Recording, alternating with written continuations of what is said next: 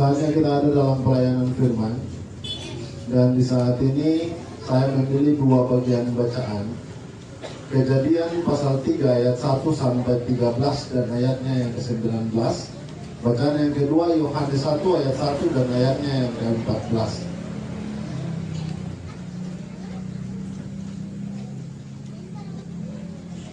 Kejadian 3 ayat 1 sampai 13 dan 19. Yohanes 1 ayat 1 dan 14. Sebelumnya mari kita berdoa. Ya Yesus Kristus, kami bersyukur kepadamu karena saat ini dalam merayakan kelahiranmu, Engkau berkenan menjumpai kami lewat sabdamu. Kami sadar diri bahwa kami tidak mengerti apa kata firman-Mu. Maka lengkapilah kami dengan kuasa Roh Kudus-Mu. Jadikanlah waktu ini waktu yang paling baik, waktu yang paling berkualitas untuk kami merenungkan firman-Mu, supaya kami semua memperoleh pengertian yang benar tentang firman-Mu dan menjadi penuntun dalam hidup kami hari lepas hari. Amin. Kejadian pasal 3 ayat 1 sampai 13 dan ayatnya yang ke-19, bagian bacaan yang pertama. Demikian firman Tuhan. Manusia jatuh ke dalam dosa. Adapun ular ialah yang paling cerdik dari segala binatang di darat yang dijadikan oleh Tuhan Allah. Ular itu berkata kepada perempuan itu, tentulah Allah berfirman, semua pohon dalam taman ini jangan kamu makan buahnya, bukan? Lalu sahut perempuan itu kepada ular itu, buah pohon-pohonan dalam taman ini boleh kami makan, tetapi tentang buah pohon yang ada di tengah-tengah taman, Allah berfirman, jangan kamu makan ataupun rabah buah itu, nanti kamu mati.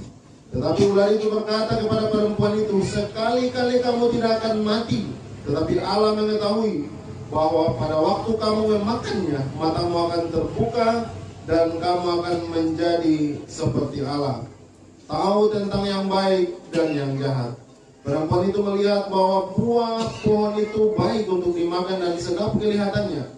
Lagi pula pohon itu menarik hati karena memberi pengertian. Lalu ia mengambil dari buahnya dan dimakannya, dan diberikannya juga kepada suaminya yang bersama-sama dengan dia, dan suaminya pun memakannya. Maka terbukalah mata mereka berdua dan mereka tahu bahwa mereka telanjang. Lalu mereka menyemat daun ponara dan membuat cawat. Ketika mereka mendengar bunyi langkah Tuhan Allah yang berjalan-jalan dalam taman itu pada waktu hari sejuk, bersembunyilah manusia dan istrinya itu terhadap Tuhan Allah di antara pohon-pohonan dalam taman. Tetapi Tuhan Allah memanggil manusia itu dan berfirman kepadanya, di manakah engkau? Ia menjawab, ketika aku mendengar bahwa engkau ada dalam taman ini, aku menjadi takut, karena aku telanjang, sebab itu aku bersembunyi. Firman-Nya, siapakah yang memberitahukan kepadamu bahwa engkau telanjang? Apakah engkau makan dari pohon yang kularang engkau makan itu? Manusia itu menjawab, perempuan yang kau tempatkan di sisiku, dialah yang memberi dari buah pohon itu kepadaku, maka aku makan. Kemudian berfirmanlah Tuhan Allah kepada perempuan itu, apakah yang telah kau perbuat ini? Jawab perempuan itu, ular itu yang memperdayakan aku, maka aku makan. Ayat 19, dengan berpeluh engkau akan mencari makananmu sampai engkau kembali lagi menjadi tanah, karena dari situlah engkau diambil, sebab engkau debu dan engkau akan kembali menjadi debu. Bacaan yang kedua, Yohanes 1 ayat 1 dan ayatnya yang ke-14. Firman yang telah menjadi manusia. Pada mulanya adalah firman, firman itu bersama-sama dengan Allah dan firman itu adalah Allah. Firman itu telah menjadi manusia dan diam di antara kita, dan kita telah melihat kemuliaannya, yaitu kemuliaan yang diberikan kepadanya sebagai anak tunggal Bapa, penuh kasih karunia dan kebenaran. Demikian kebenaran firman Tuhan. Mari siapkan diri untuk kita merenungkan dua bagian pembacaan firman Tuhan di saat ini. Shalom. Shalom. Bye-bye. Bye-bye. Bye-bye semua. Ada yang pakai baju baru? Banyak. Terada, belum, nanti tanggal 25. Bapak saudara-saudara, saya mau kita meluangkan waktu untuk kita merenungkan dua bagian firman Tuhan yang saya pikir sangat penting untuk kita memahaminya. Untuk itu saudara-saudara, kita baca ini ada bagian pertama tentang manusia jatuh dalam dosa, kemudian yang bagian kedua tentang Allah menjadi manusia. Jadi saya berharap Ibu Bapak tidak dalam kondisi seperti Adam dan Hawa jatuh dalam dosa karena bisikan iblis. Karena ketika saya khotbah lama, iblis akan bisi-bisi terlalu lama, hati mulai gelisah, pikiran mulai tanpa lain. Saudara dengar firman Tuhan, itu cara kerja iblis. Sehingga ketika Adam dan Hawa jatuh dalam dosa, jangan lagi Anda jatuh ketika dalam mendengarkan firman Tuhan. Boleh begitu Boleh. Bapak saudara-saudara, setelah Allah menciptakan langit dan bumi, segala isinya selesai, baru Allah menciptakan manusia. Lalu ditempatkan manusia itu di sana. Untuk apa? Untuk mengelola, untuk memerintah atas bumi. Allah menempatkan mereka dengan memberi kebebasan. Tampaknya tidak ada batas di situ kecuali dalam suatu hal tentang pohon pengetahuan baik dan yang jahat, saudara-saudara. Mereka diberikan kebebasan untuk memerintah bumi. Bagi siapa? Bagi Allah, bukan bagi manusia. Bapak saudara-saudara, semua kebebasan Allah berikan kepada manusia. Tapi sayangnya manusia salah menggunakan kebebasan itu. Pohon itu, buah itu dimakan. Jangan tanya, pohon apa, buah apa. Jangan tanya, karena itu tidak penting. Ada orang yang bilang itu pohon apel, tapi itu tidak ada landasan alkitabiahnya. Ada yang bilang itu pohon soal anggur, karena itu memabukkan dan membuat jatuh dalam dosa. Ada yang bilang itu tentang seks, tapi itu tidak punya fakta sama sekali, data yang pas sesuai dengan alkitabiah. Tidak sama sekali. Bapak saudara-saudara, tapi bertanyalah, buah itu adalah simbol apa? Buah itu adalah simbol yang dapat dipegang, simbol yang dapat diraba, dijamah, dari kenyataan bahwa laki-laki dan perempuan meskipun memiliki kebebasan yang Tuhan berikan, mereka bukanlah Allah. Kasih ingat, pohon itu kasih ingat, manusia sadar Anda bukan Allah. Anda harus taat cuma satu kepada Allah, pencipta. Bapak saudara-saudara, buah itu merupakan sebuah larangan, sebuah kekangan, ya, sebuah kekangan untuk apa? Untuk mengingatkan manusia supaya bertanggung jawab kepada Allah. Sayang dibalik sayang, manusia tidak mengendalikan, manusia menyanyiakan kebebasan yang diberikan oleh Allah tanpa melihat batasan yang telah ditetapkan Allah. Manusia tidak takut dengan hukuman yang mengikuti perbuatan dosa itu. Manusia tidak takut dengan peringatan, dengan hukuman yang akan menimpa mereka jika mereka melanggarnya. Bacaan kita yang pertama, Kejadian 3 ayat 1-13 dan ayatnya yang ke-19, mengisahkan bagaimana manusia melanggar ketetapan dan perintah Allah. Mengisahkan bagaimana manusia lebih memilih mendengarkan suara iblis daripada mendengarkan suara Tuhan. Sekarang mari kita perhatikan apa pokok persoalan yang menjatuhkan manusia dalam dosa. Apa pokoknya? Firman Allah. Oh, firman Allah? Iya, firman Allah. Firman Allah adalah pokok,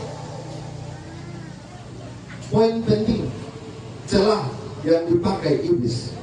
Firman Allah adalah pokok persoalan dalam cobaan iblis terhadap Hawa. Perkataan pertama iblis apa, saudara-saudara?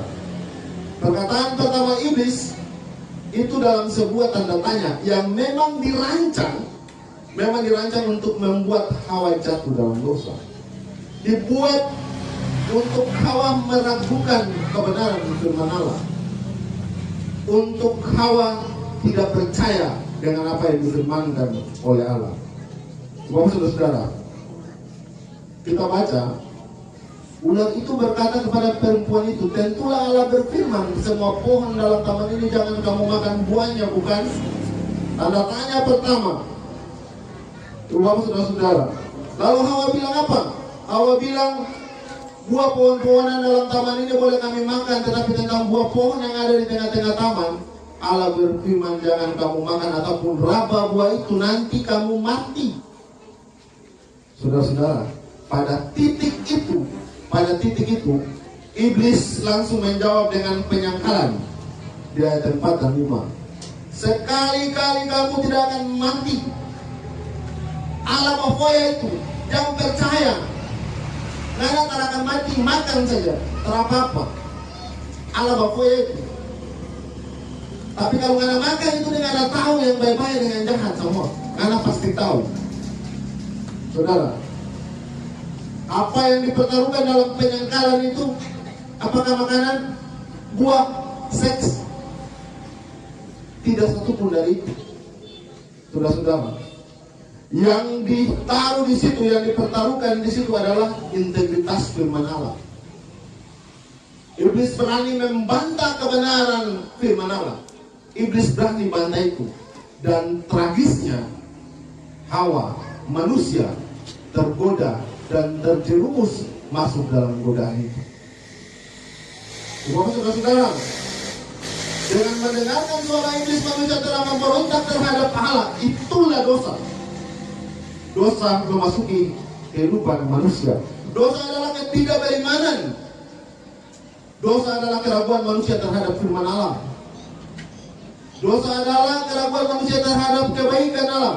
Dosa adalah kesombongan dan keinginan manusia untuk apa? Untuk mau jadi sama dengan Allah. Di situ tuh manusia tertahu diri. Kadang-kadang tuh mau orang yang lebih tinggi, tuh mau lebih tinggi dari orang lagi. Kadang-kadang tuh menjadi posisi Allah, tuh mau atur Allah, tuh tak mau dengan Allah. Manusia mau cuma Tuhan dengan dong, tapi tak mau dengan Tuhan. Ada di tong begitu. Itu persoalan yang harus dibereskan, saudara-saudara. Jadi kalau Adam dan Hawa sudah meragukan firman Tuhan, jangan lagi kita. Ketika manusia meragukan kebenaran firman Tuhan, ketika manusia jatuh ke dalam dosa, maka manusia mengalami kematian, saudara-saudara. Tapi kan ternyata waktu doa makan buah itu kan mentara mati. Waktu Adam dan Hawa makan kapas itu mentara mati tuh. Tapi saudara-saudara, dalam perspektif Alkitab kita harus melihat bahwa dosa itu dikaitkan dengan kematian. Dan kita harus tahu itu. Dosa itu dikaitkan dengan kematian. Maka kematian yang pertama akibat dosa manusia adalah manusia mengalami kematian rohani. Rohnya mati. Rohnya mati. Ketika roh mati, komunikasi dengan Allah putus. Ketika roh mati, Adam membuktikan dengan apa? Melarikan diri dan bersembunyi dari Allah. Hubungan telah terputus. Manusia mengalami keterasingan dari Allah. Dia mengasingkan diri sendiri, bukan Tuhan yang mengasingkan dia.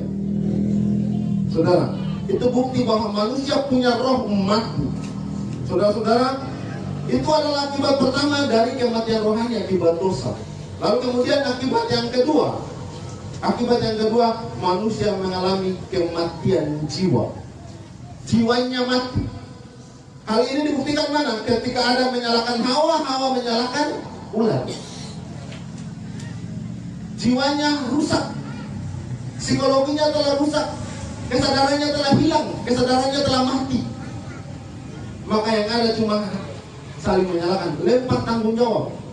Bukankah ini juga sering terjadi dalam kehidupan ibu bapak, saudara-saudara dan saya? Siapa suruh pencuri? Dia ini gara-gara dia ada suruh ajak orang kontong samu atau 55 di pencuri. Apakah yang kau tahu bahwa itu salah? Iya, aku tahu. Tapi kenapa kau ikut? Dosa itu terjadi bukan karena ajakan orang, tapi kesadaran dirimu untuk kau buat atau tidak. Ada orang yang bilang begini, gara-gara Hawa tuh, seakan-akan perempuan disalahkan. Padahal yang paling bersalah adalah Adam. Adam merendahkan derajat ketaatannya, hanya mau sama dengan Allah. Wah, saudara-saudara, itu kematian jiwa. Lalu kemudian yang terakhir, yang mati terakhir adalah tubuh mati. Di ayat yang 19. Sebab engkau dari debu, maka engkau akan kembali menjadi debu.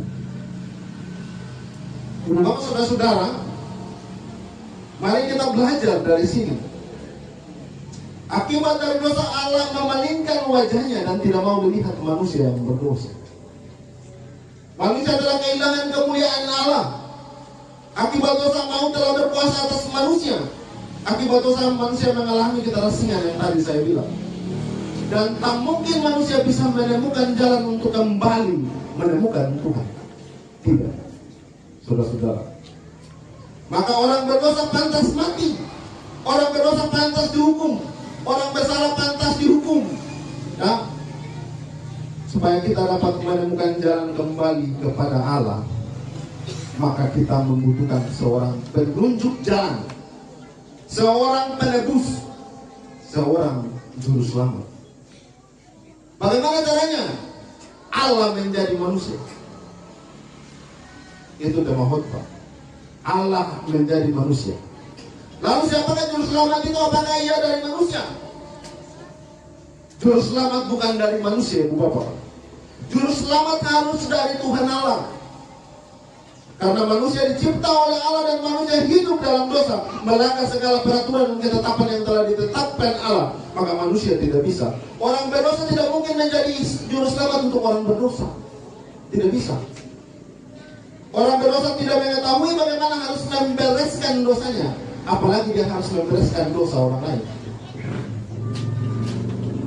Orang berdosa tidak tahu caranya untuk menemukan jalan kembali kepada Allah. Saudara-saudara, itu sebabnya juru selamat tidak boleh dari manusia.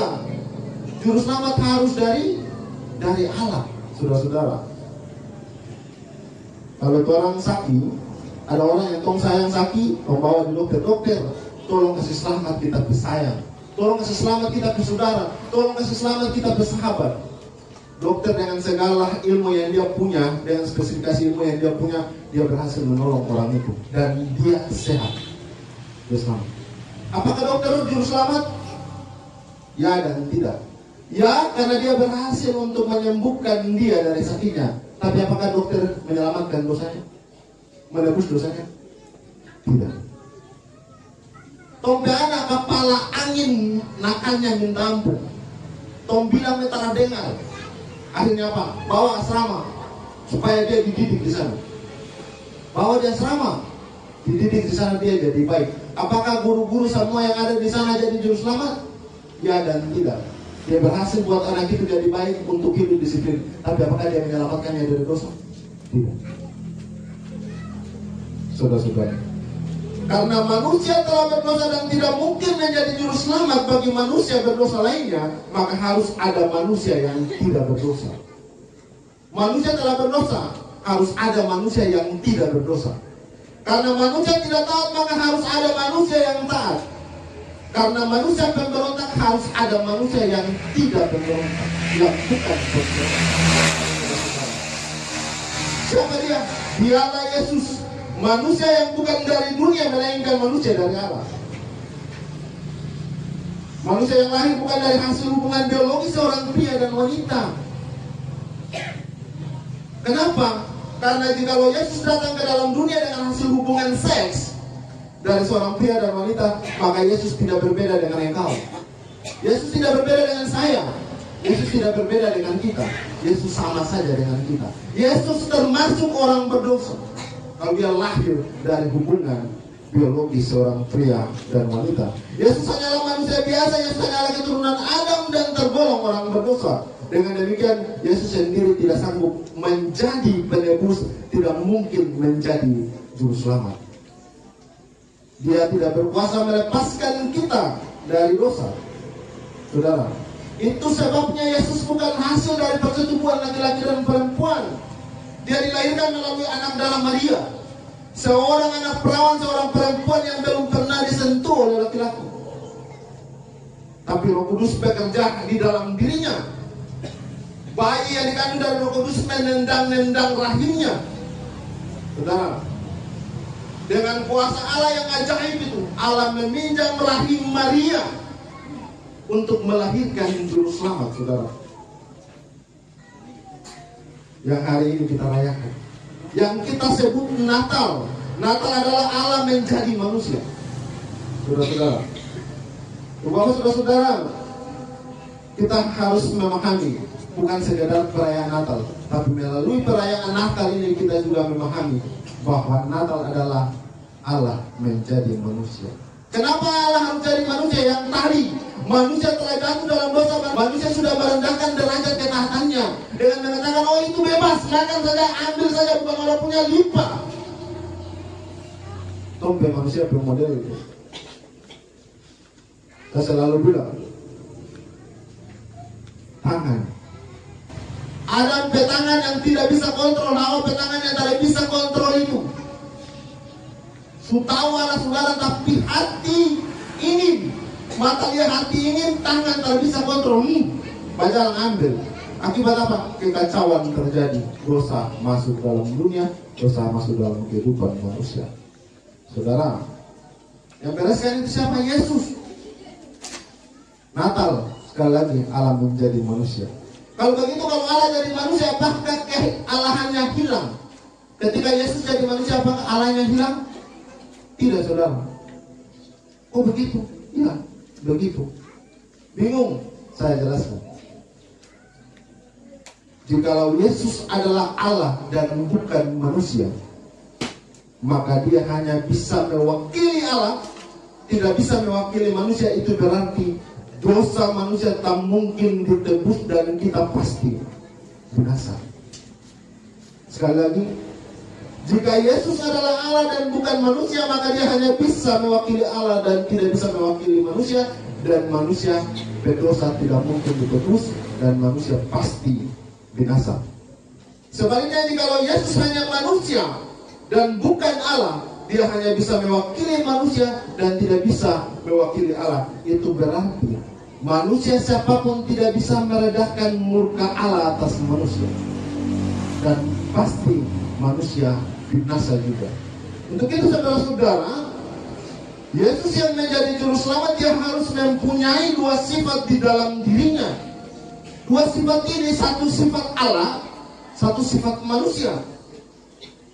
Sehingga kedua sifat ini sanggup mewakili umat manusia menghadap Allah dan mewakili Tuhan Allah untuk memberikan anugerah kepada manusia. Dua sifat ini bersatu di dalam diri Yesus Kristus. Itulah Natal.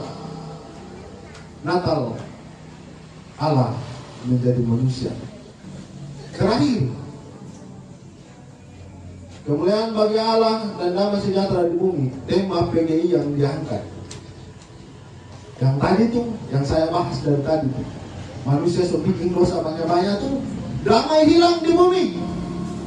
Kekacauan yang muncul. Tidak ada lagi sejahtera di bumi. Manusia tidak sanggup untuk mewujudkan damai itu. Dari pihak Allah harus mewujudkannya. Yesus. Berita Natal bergema di padang lewat gembala-gembala. Orang yang tidak dianggap, sama layaknya kita yang tidak lagi dianggap oleh Tuhan. Kita yang pantas binasa, kita yang pantas dihukum, kita yang pantas mati. Tapi kemudian inisiatif Allah muncul untuk kembali mencintai manusia, ibu bapak, saudara-saudara dan saya. Gemah damai di bumi hadir. Itu Natal. Supaya apa? Supaya tong sadar diri. Berhenti bikin kacau.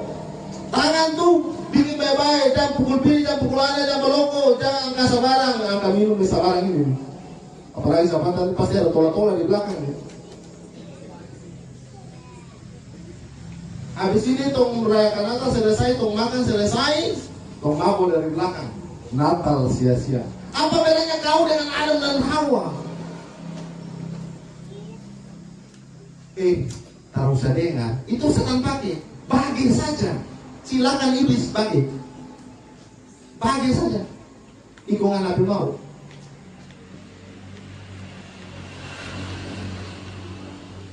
Terima kasih sudah undang saya. Dan saya khotbah segera sini. Dan tahun depan Anda tidak undang saya, tidak jadi masalah. Yang penting saya sampaikan kebenaran firman Tuhan. Saudara mau benci, terserah. Yang lingkungan-lingkungan lain ada yang hadir di sini, pikir-pikir kalau mau undang. Ya. Apa gunanya seorang datang tuh mau kasih sadap telinga saja, khotbah itu mesti sadap. Yang kalau sakit pun jangan dengar. Itu tuh emosi setan media masuk tuh, jangan undang bagian kamar di sini. Pelihara damai. Gembala-gembala mendapat berita itu.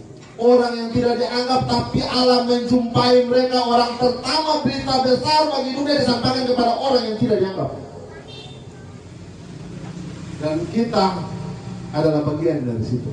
Allah menjumpai kita, Allah memulihkan. Gambaran Allah, kita manusia, imago Dei, gambaran Allah, rupa Allah. Yang kita kasih rusak tuh, Yesus kasih pulih. Lalu kalau begitu, habis Natal kamu pulang, yang terabai kasih tinggal. Yang ada bakalai, tetangga, aku baik. Biar damai. Bertobat, yang sama dengan Hawa. Adam dan Hawa, dan saya bilang cuma Hawa, perempuan tersebut. Adam dan Hawa, manusia, kita. Mari rawat damai yang telah diberikan Allah bagi bumi, dan kita hidup dalam perjalanan keberimanan kita hari lepas hari. Damai itu kita tularkan kepada orang lain. Belum? Tuhan Yesus memberkati. Amin.